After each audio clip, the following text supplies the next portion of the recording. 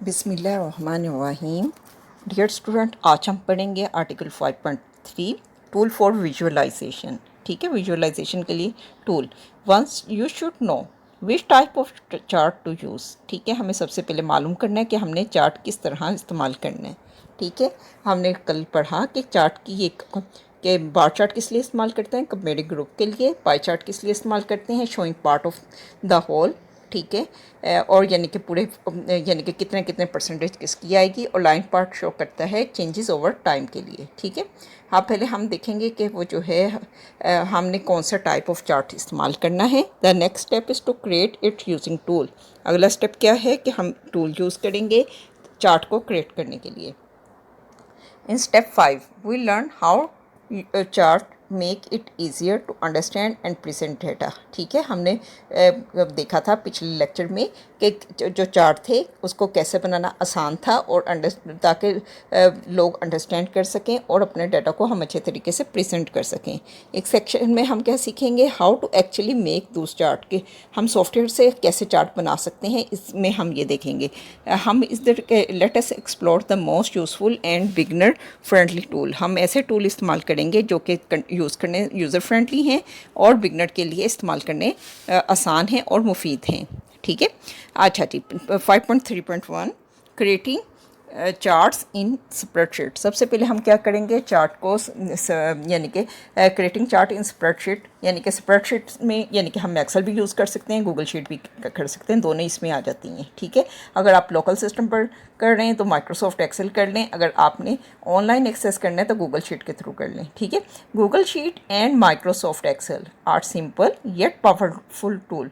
ये सादा भी हैं और पावरफुल टूल भी हैं टू क्रिएट चार्ट को बनाने के लिए और ग्राफ बनाने के लिए। टेबल से चार्ट और ग्राफ बनाने के लिए ये पावरफुल टूल हैं। ठीक है, step two create a chart in Google sheet. Google sheet में हम किस तरह चार्ट बनाएंगे, ये आपका शॉर्ट क्वेश्चन आ सकता है। ठीक है, enter your data into rose and column. आप क्या करेंगे, पहले अपने डाटा के कॉलम और रोज बनाएंगे, यानी कि आप अपना डाटा किस फॉर्म में एंटर करेंगे, रोज में और कॉलम में।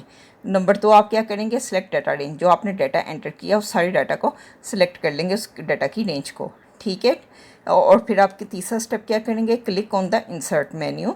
आपका इंसर्ट मेन्यू के ऊपर क्लिक करेंगे और चूज़ चार्ट, कौन सा चार्ट आपको बनाना है। ठीक है, आपने बार, पाई या लाइन, ठीक है, उसको पिक कर लेंगे। और फिर आप पांचवा स्टेप करेंगे, customise the chart with a title, label and colour. आप चार्ट को कस्टमाइज़ करेंगे, उसमें आप टेबल का टाइटल बताएंगे, लेबल बताएंगे और कलर बताएंगे। ठीक है, आप example, assume that you have a data, refer to table 5.5 in Google sheet. आप बेसिकली गूगल शीट में जाकर टेबल 5.5 का डाटा एंटर करते हैं। ये ठीक है, टेबल 5.5, ठीक है, इसका डाटा आप गूगल शीट में जाकर एंटर करते हैं।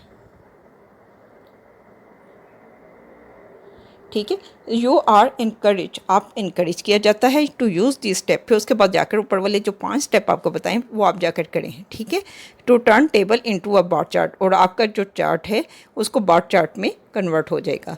गूगल शीट में पाई चार्ट बनाने के लिए आप सबसे पहले गूगल शीट को क्रोम में सर्च करें।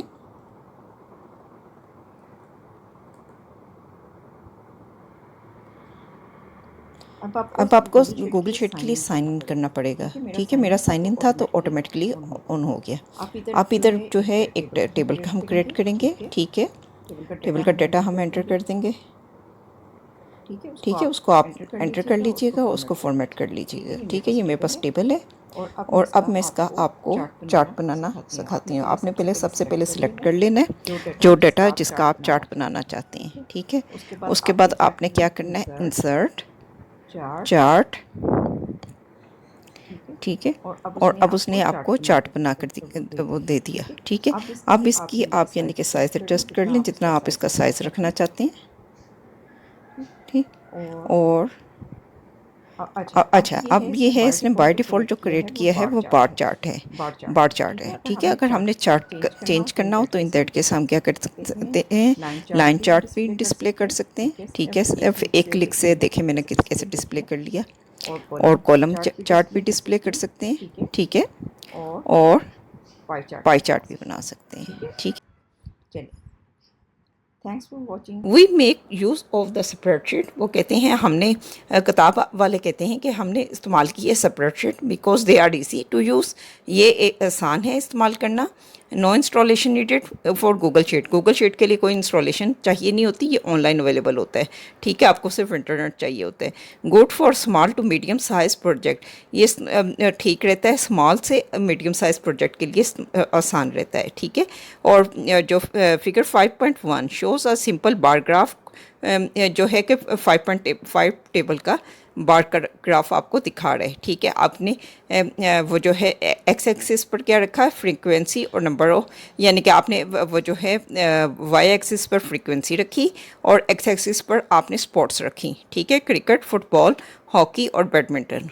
ठीक है, आप चार्ट में दे सकते हैं कि 9 वो जो है कितने स्टूडेंट पसंद करते हैं क्रिकेट को, और फुटबॉल को कितने पसंद करते हैं, और फिर उसके बाद हॉकी कितने पसंद करते हैं, और एक स्टूडेंट जो है बैडमिंटन को पसंद करता है। ठीक है, अच्छा जी, एक्टिविटी क्या है, ड्राइंग अ बार चार्ट बनाएं, पाई चार्ट बनाएं और लाइन चार्ट फ्रॉम सर्वे।